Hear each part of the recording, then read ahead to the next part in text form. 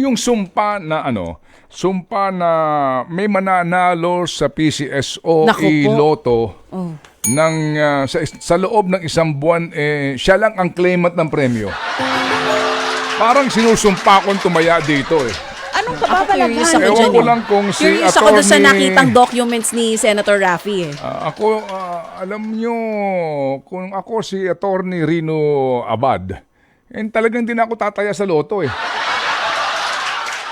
Tapos kasi tumatawag kami sa PCSO, parang kausapin sila at magpaliwanag dito na hindi, kasi naman, ang pinag-uusapan natin dito, claimant.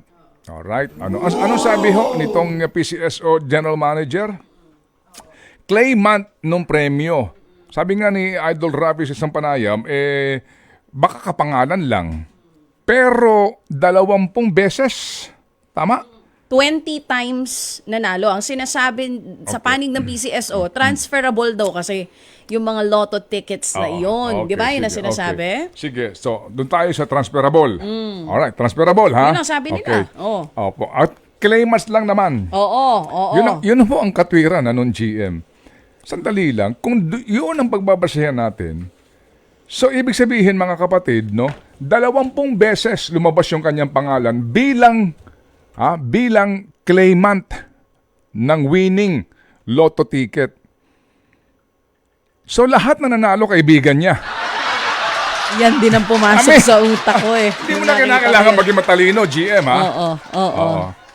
Naiinsultong katalinuhan natin dito Pangalawa, claimant lang naman Hindi naman siya ba winner? Claimant nga Siya lumalantad Ibig sabihin, 20 beses siya lumantad na hindi siya ang winner. Ganun. Ay, nako. May isa pang issue. Dito rin sa, yung sa loob ng isang buwan, as in, dati-rati po kasi, di ba, sa loto, maging sa ilo, nung umpisa pa lamang, naghihintay ka ng buwan rom bago may manalo. Ngayon, araw-araw may nananalo. Anong kababalaghan ito? Kapag kinausap mo si Larino Abad, ito, mathematician yon. Itong isa pa, yung mga taga-research. Yung isa, yung probability na mananalo ka sa loto, mga kapatid, ay pareho ng probability na tamaan ka ng kidlat. Di 20 beses tinamaan ng kidlat to nanalo. Talaga naman. Kababalaghan ito? Tama itong ginagawa nilang investigasyon dito. Pero sabi naman, di ba, ng taga-PCSO, kung gusto imbestigahan, pwedeng imbestigahan yan. Yun ang sabi niya. Pwedeng imbestigahan yan, hindi yan mahirap imbestigahan. Yun ang sabi ni Chair. Kasi kami, nagtatanong din kami gaya ng iba, di ba? Dito, at saka yung mga katwiran po na medyo palusot na hindi makakalusot Di po ba? Kami po'y tumatawag sa kanilang general manager para kami magtanong din dito po sa isyong ito. But tama po ang panawagan. Mawalang galang lang, alam natin na ang PCSO nakakatulong kasi nga po, meron po itong charity. May pinupuntahan po itong charity. Yan po ang kanila pong charter Philippine Charity Sweepstakes Office. At yan po mga kapatid, ay matanda na pong institusyon. Kaya mawalang galang din, siguraduhin po natin ang integridad ng draws dito. Lalo pa ho ngayon at may electronic na.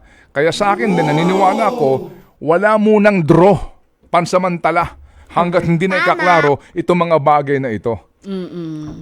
At yung pong sinasabi, di ba, possibility na mamumuhunan ka ng malaki para mo itaya sa lahat ng kombinasyon. Okay? Pag pinaabot nila mga kapatid, doon po sa dodoblihin na yung magiging premyo, tinayaan mo yung lahat, kitang tubo-tubo ka lagi. Para the more chances of winning. Hindi na game of chance yan. Kapag ganyan na maaari mong tayaan yung lahat, panalo ka pa. Hindi na yon.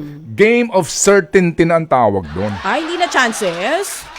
Yung pa naman madalas ang ginagamit, di ba, pagka may mga ganyan taya-tayaan, magtaya kayo ng madami. Kasi pag mas marami, more chances of winning. Aba, hindi na pala. Hindi nga. Ay, pero pag nagbasa ka ngayon ng mga komento ng mga kapatid natin, natatamad na sila.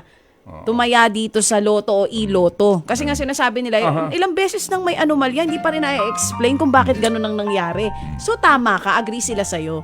Ipahinto muna, for the meantime lang Opo, naman. habang nagkakaroon dito ng, Oo. ng audit. Dito ho sa mga winners. Sino mga winners po? Sino yung... Sino yung isa na yun? Isang claimant, Na isa ng 20 pangalan times sa claimant. nag-claim. Oo. Di ba? Hindi.